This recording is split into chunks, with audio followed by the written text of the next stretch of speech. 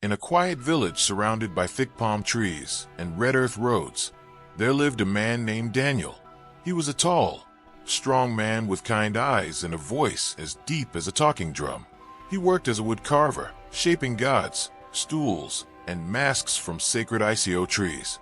Everyone in the village respected him, but even the strongest men have secrets. Daniel's secret lived under his own roof. His wife, Sarah was beautiful.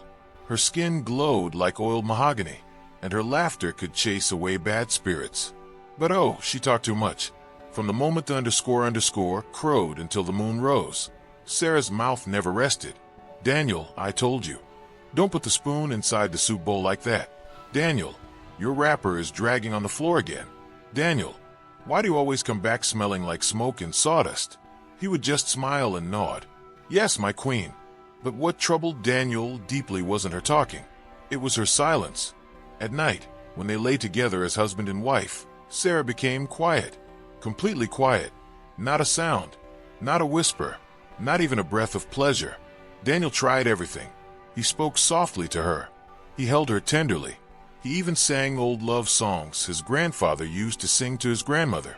Still silence. Was she pretending? Was she angry with him? Did she feel nothing for him? One night he turned to her and asked gently, Sarah, do you feel anything when we lie together? She blinked slowly and gave him that usual smile. You worry too much, Daniel. You're a good man. But Daniel wasn't satisfied. That night, as she slept beside him, he stayed awake. He turned his back, facing the cracked mud wall, pretending to snore. That was when he heard it. He turned slowly. Sarah was sitting up in bed, her shoulders shaking, but she wasn't crying in pain. Her face was glowing. She was smiling through her tears, tears of joy. Daniel didn't understand. Why cry when she never made a sound when it mattered most? What was she hiding? The next night, he pretended to fall asleep again. This time, she stood up from bed and tied a white wrapper around her chest. Her face was calm, almost peaceful. Then she opened the back door and stepped into the dark forest path behind their compound. Daniel's heart pounded like village drums during a festival. He waited 2 heartbeats, then followed her.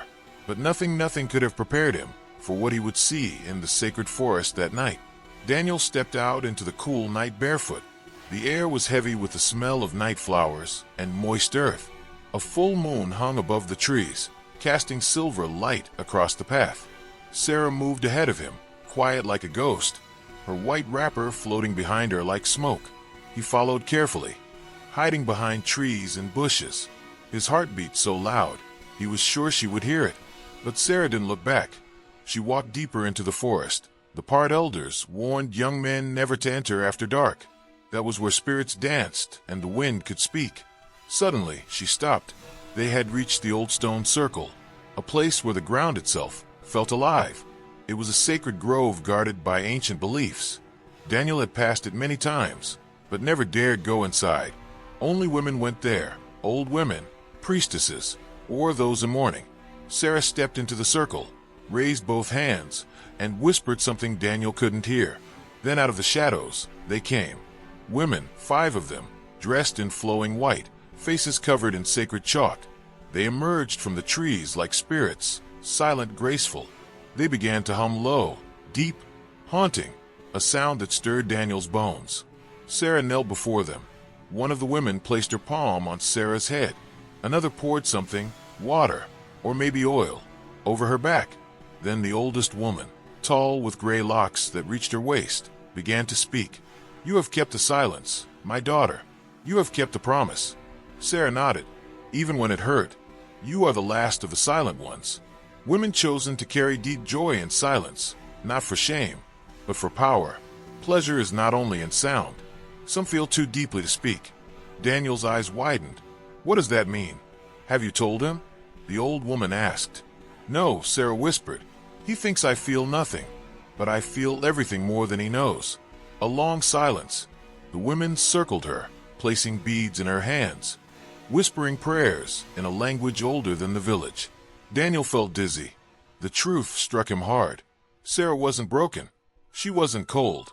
She was part of something. She belonged to a secret order of women whose feelings ran so deep they expressed joy in silence. Suddenly a twig snapped beneath his foot. All 6 women turned. Sarah's eyes locked with his. "Daniel," she said softly. The old woman stepped forward, her voice like thunder in a calm sky. "So the husband follows." The sound of her voice sent a chill down Daniel's spine. His legs moved before his mind could think. He turned sharply and ran barefoot through the forest, branches whipping at his face and legs. The humming behind him grew louder. He didn't look back. He didn't stop.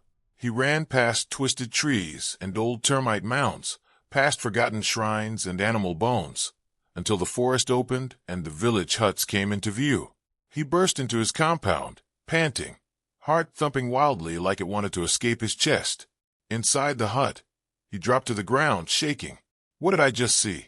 He had never felt fear like that, not even during the masquerade season, when spirits walked the earth. He was scared but also confused. What kind of woman had he married? What kind of secret did she carry? And who were those other women? He didn't sleep that night. He sat with his back against the wall, eyes wide, listening to every sound the wind brought. But Sarah never came home. Morning came. Still no sign of her. By evening, the village started talking. She didn't fetch water this morning. She didn't join the women at the market. Where is Sarah? Daniel stayed silent. He couldn't explain what he saw. Who would believe him? That his wife was part of a secret group that cried tears of joy but never made a